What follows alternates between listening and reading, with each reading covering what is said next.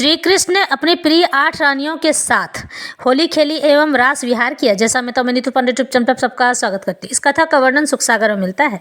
श्री कृष्ण ने ब्रजधाम में गोपियों संग खूब रास लीला किया था, खूब होली खेली थी, जिसकी चर्चा आज तक हमारे कथाओं में की जाती है।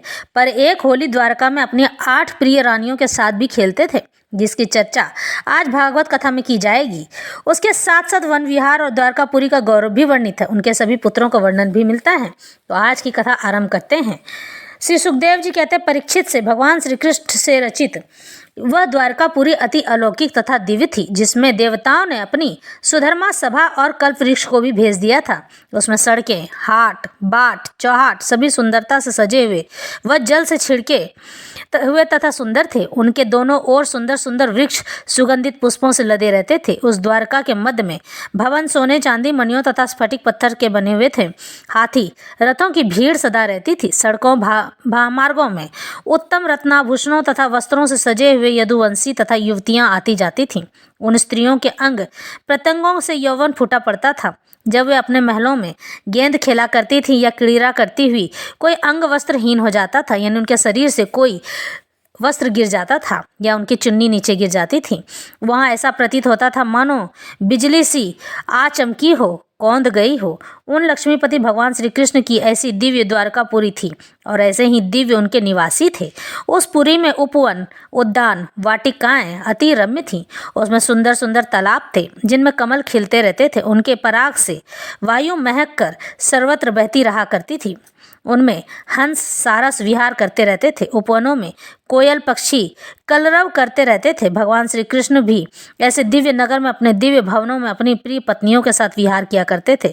कभी जल विहार करते, कभी उनकी पत्नियां उनके साथ पिचकारी लेकर रंग की बौछारें मारती थीं। भीगे हुए वस्त्रों में से उनके कांतिमान अंग स्पष्ट चमकते थे।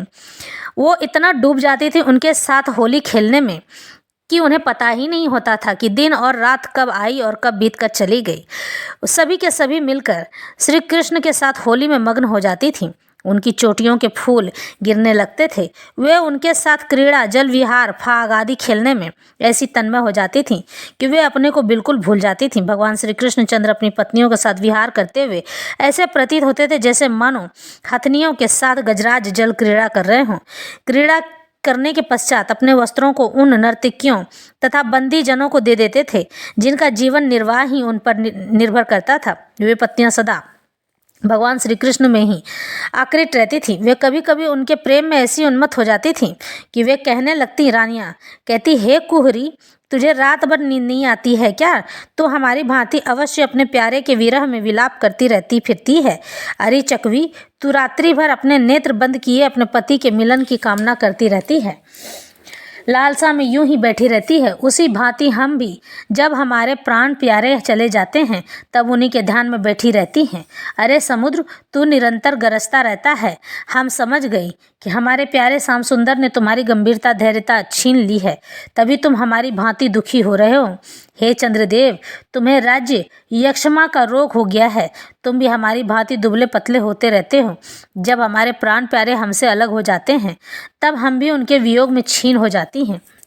हे मलिया नील, तू हमारा स्पर्श करके काम का संचार न कर। हमारे श्याम सुंदर यहाँ नहीं हैं। उनके न रहने पर ही तेरी शक्ति प्रबल हो उठती है। हमारा हृदय तो स्वयं ही उनके वियोग में टूक टूक हो रहा है। अरे बेलों, तुम हमारे प्रीतम के रंग से मिलती जुलती हो। तुम उन्हें अधिक प्रिय हो। तुम भी उनके वियोग होने पर प्रेमाश्रु बहाती रहती हो, यानी रोती रहती हो। अरे कोयल, तूने हमारे प्रीतम से ही यह मधुर स्वर प्राप्त किया है। तू हमारी प्यारी सखी है, बोल तेरा क्या उपकार करें। अरे पर्वत, तू भी हमारी भांति अपने प्रियतम श्री कृष्ण के चरणों की लालसा करता रहता है। तुझे भी हमारा रोग लग गया है। अरे नदियों, तुम भी ग्रीष्म रूपी विरह की अग्नि से जलकर हमारी भांति ही सूख गई हो। हम भी उनके विरह में सूखती रहती हैं। हमें उनका एक क्षण का विरह भी युग के समान व्यापता रहता है। अरे हंस, आओ, तुम्हारा स्वागत है। तुम हमारे प्रीतम का अवश्य कुछ संदेश लाए होगे। कहो, हमारे प्रीतम प्रसन्न है ना?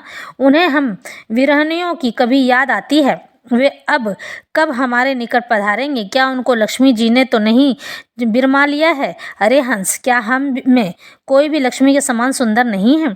हे परीक्षित, भगवान श्री कृष्ण की पत्नियां इस भांति उनके विरह में व्याकुल हो उठती थीं। भगवान श्री कृष्ण की रुक्मिणी आदि 8 पटरानियां भी, इनके अतिरिक्त 16,100 और पत्नियां थीं। उन सबके 10-10 पुत्र उत्पन्न हुए। वे सभी पुत्र इन्हीं के समान सुंदर और गुणवान थे। उनमें 18 महारथी थे: प्रद्युम्न, अनिरुद्ध, दीप्तमान, भानु, सांब, मधु, वृहद्रा, चित्रभानु, वृक, अरुण, पुष्कर, वेदबाहु, श्रुतदेव, सुनंदन, चित्रबाहु, विरूप, कवि तथा नाग्रोध। हे परीक्षित, इन सब में प्रद्युम्न जी बड़े थे। उनके पुत्र अनिरुद्ध भी 10,000 हाथियों के समान बल वाले थे। उन्होंने भी अपने नाना पोती से विवाह किया था। अनिरुद्ध जी के ब्रजनाभ नाम का पुत्र उत्पन्न हुआ था। यदुवंशियों के नाश होने पर वही ब्रजनाभ रह गया था, जो यदुवंशियों का राजा हुआ और द्वारका के डूबने पर मथुरा का राज्य करता था। यानी आज के समय में जो भी यदुवंशी हैं, जो अपने आप को यादव कहते हैं और गाय भैंस चराते हैं, वह ब्रजनाभ के ही कुलवंशी हैं, कुल के लोग हैं। प्रतिबाहु, प्रतिबाहु के सुबाहु, सुबाहु के शांतसेन और शांतसेन के सतसेन पुत्र हुए। हे परीक्षित, इस वंश में ऐसा कोई भी राजा नहीं हुआ जो अल्पायु, अल्प शक्ति तथा धनहीन हो। सभी परम यशस्वी, ब्राह्मण, भक्त और पराक्रमी थे। उन यदुवंशियों के बालकों को पढ़ाने वाले 3,88,00,000 आचार्य थे। उन सब की संख्या का बताना तो अति कठिन है। और राजा उग्रसेन के पास एक नील सेना थी। हे परीक्षित, काल की प्रेरणा से सभी राक्षसों ने पृथ्वी पर आकर राजाओं के रूप में जन्म लिया था। उनका संहार करने के लिए भगवान की आज्ञा से देवताओं ने यदुवंश में जन्म लिया था, जिनमें 100 कुल थे। वे सब के सब भगवान श्री कृष्ण जी में सदा रत रहते थे। वे सब साथ सोते, बैठते, खाते, पीते, सदा उनमें ऐसे रत रहते थे कि उन्हें अपने शरीर का भी ध्यान नहीं रहता था। उनका शरीर यंत्र की भांति स्वयं अपना कार्य करता रहता था। हे परीक्षित, भगवान श्री कृष्ण के चरण धोवन से गंगा जी उत्पन्न हुई है, जो जगत को पवित्र करती रहती है, किंतु उनका यश गंगा जी से भी बढ़कर है। सभी यदुवंशी सदा उनके यश का गान करते रहते थे और वे पार्षदों के रूप में उन भगवान की सेवा करते रहते थे। वे संपूर्ण जगत के दुखों को मिटाने वाले हैं। उनकी मंद मंद मुस्कान से सभी युवतियां मुग्ध हो जाया करती थी और उन ब्रजवाद युवतियों तथा पूर्व युवतियों के हृदयों में प्रेम उत्पन्न हो जाता था। उन भगवान श्री कृष्णचंद्र जी की जय हो। हे परीक्षित, प्रकृति से परे परमात्मा ने ही धर्म की रक्षा के लिए दिव्य रूप धारण किया था। जो उनके चरणों का दास बनना चाहे वह उनकी लीलाओं को सुने। लीलाओं के चिंतन करने से उसे भक्ति प्राप्त होती है और भक्ति के द्वारा वह उनके परम धाम को प्राप्त कर लेता है, जहाँ पर काल की दाल नहीं गलती है। उस धाम की प्राप्ति के लिए बड़े बड़े सम्राट अपना राजपाट त्याग कर तपस्या के लिए जंगलों में चले जाते हैं।